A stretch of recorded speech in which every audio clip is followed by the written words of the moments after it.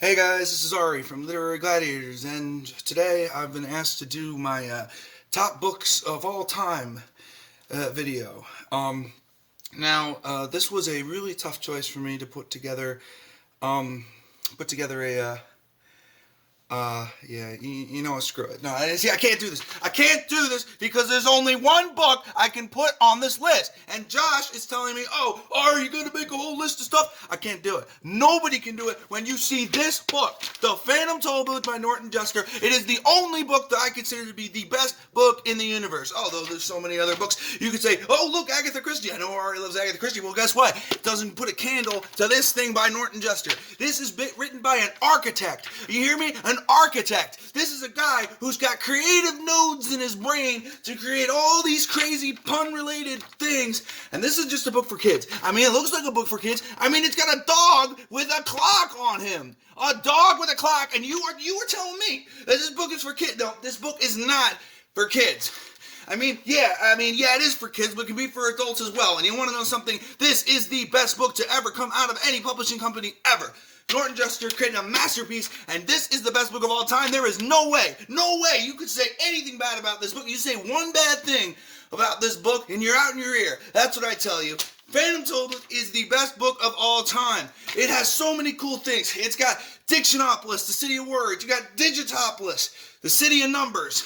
You got King Azaz, who is the king of the Dictionopolis, where everything is made of words, and there's the word market and the spelling bee, who knows how to spell. You see what I'm talking about? That's why this book is so goddamn good. Yes, and then there's Digitopolis, with all the numbers, who's home to the Mathemagician.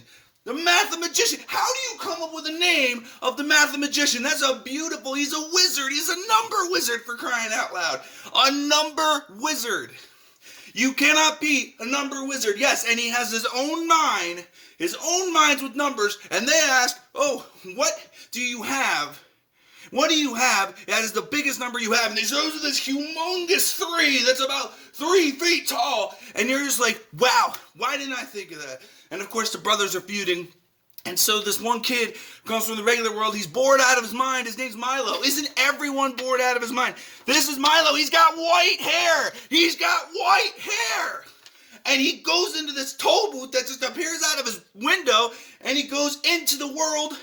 And into this world here, beyond expectations and whatever, you know, and he meets a dog named Talk. That's him. That's the really cool, awesome dog right here. And he meets another guy called the Humbug, which is basically me, except it isn't, man. He likes saying the number 17 all the time. All right, you getting me, huh? You getting me? You getting why this is the best book ever? Great. I want you to listen to me right now, okay? Because this is where the masterpiece begins. They go to a place called the Doldrums, right? There's nothing to do in the Doldrums. Why they call it the Doldrums? Because it's an awesome pun. That's why it's called that. And the only way to get out of the Doldrums is by thinking. Their car gets stuck. The only thing that starts their car? Thinking.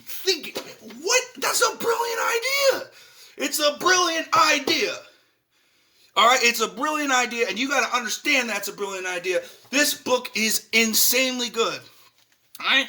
You go to Dictionopolis, nothing's happened there. Then you go to the Forest of Sight, and then there's the floating kid, Alex Biggs, who sees through things. Man, in their world, people grow from the top down. That's why he's floating. He only grows as far as he's going to grow down. So he's floating 3 feet off the ground, and Milo's like, well, what does anyone grow up? It's like, why do you want to grow up? Who wants to grow up? You tell me right now who actually wants to grow up. Norton Juster got that right in the money. Right in, I tell you. So you don't tell me that there are better books out there than The Phantom Tollbooth by Norton Juster, because they aren't. They aren't there. You know what? They aren't there. I need more chocolate milk, man. Need more chocolate milk. I just need it, man, because I can't. Because there's also Valley of Sound, man. The Valley of Sound. And I tell you about the Valley of Sound. There's a guy there named Dr. Cacophonous A. Discord. What a lovely name. For someone who makes noises, he is cacophonous. That's his name, cacophonous. From the word cacophony. I mean, you can't get better than that. And guess what? He has a companion called the Awful D-Y-N-N-E, the Awful Din, whose grandfather was the Dreadful Row, who died in the silence of whatever year it was. These are amazing concepts. You can't ignore this. You simply cannot ignore the amazing stuff in this book. No, it is not just a kid's book. It teaches you stuff. All right, I might be going off on a bit of a crazy rant here, and you know what? I deserve every right to say that I think that this is the best book of all time. This is the symphony. There's the colorful symphony, instead of they have all the colors during the day, all the sun, everything is created by a symphony that plays all day and all night. Are you listening to me? All day and all night. All the time, and it's led by a guy named Chroma, and of course Milo, deciding to be an awesome guy, he decides to take over the symphony. You know what? He screws up. He screws up the sun, and he screws up all the things in the sky, and all that, and that's what he does. Because kids make mistakes. They think they can do everything, and they can't. They make mistakes, and that's what this book is trying to tell you. And then after that, they go to Digitopus, but where do they go after that? Where do they go? Where does the mathematician send them? To the mountains of ignorance. There is a bird there. The ever-present word snatcher. And what does he say? He just steals the word right out of your mouth. Wait! Come back! Wait! 34 pounds! That's weight! 34 pounds! And then you got terrible trivia and makes all these ridiculous, have Milo and crew do all these ridiculous tasks they don't need to do. And it's like, oh, well, you could take this eyedropper here and fill up this lake. It'll only take 1 billion years. And he doesn't realize that these things are called demons. These are demons. These are bad guys preventing Milo and crew from getting to the castle in the air.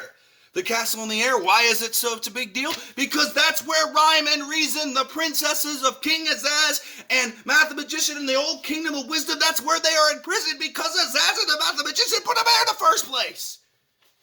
They put them there in the first place. You guys understand? You guys don't get it. You guys really do not get it. This is the best book of all time. I'm telling you. You don't believe me? Go check season 3, episode 1, Phantom Tollbooth. You can't miss it up. You can't miss it. Actually, I think it was later than that, but it doesn't really matter.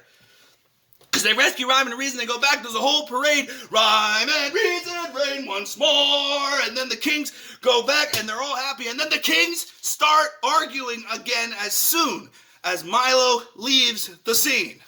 As soon as he leaves it, which means it leaves the window open for another kid to come in and say, hey, I'm going to save this kingdom my way. And that is the magic of the Phantom Tollbooth. That's the magic of it. And, I mean, seriously, this is easily, 100% the best book of all time. If you have not read this, you need to read it. It is amazing. This book was published in the 60s. This is an old book, but it continues to have lessons that are meaningful to us every single day. Every single day. That's what this book does. You need to read this book. This is the 50th anniversary book. I got like 3 other copies of this book somewhere lying around my house. It's such a good book. And you can't just tell me to make a list of my favorite all-time books because there's only one. I'm sorry, there's only one. Nothing comes close. Nothing comes close, Josh. Nothing comes close. It has to be this. There is no other. Oh, you could say, oh, and then there were none by Agatha Christine, where Fat Justin Wargrave just I put a bullet in his head to try and fool everyone. No. This is the ultimate group. This is the ultimate book of all time. You cannot prove it to me otherwise. You cannot change my mind. This, Phantom Tollbooth by Norton Juster, is the best book, in my opinion, of all time. And you can't change my mind. Sorry about that. This book's been around too long.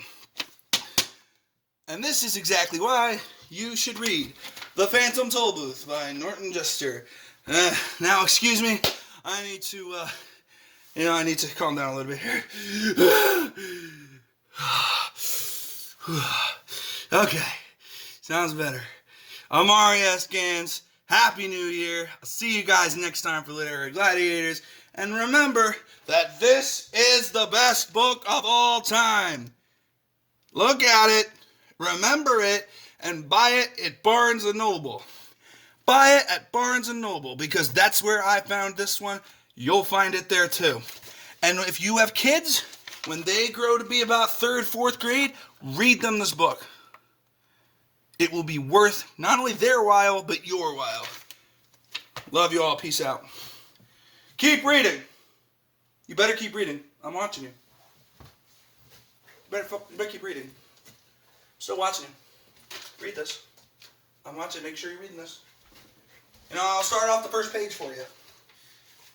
I'll start off the first page to make sure you're reading it. You know, I'll do it. I'm going to do it. Watch me. One genuine turnpike toll booth, it stated, easily assembled at home and for use to those who have never traveled in the lands of beyond. You hear me? Best book ever!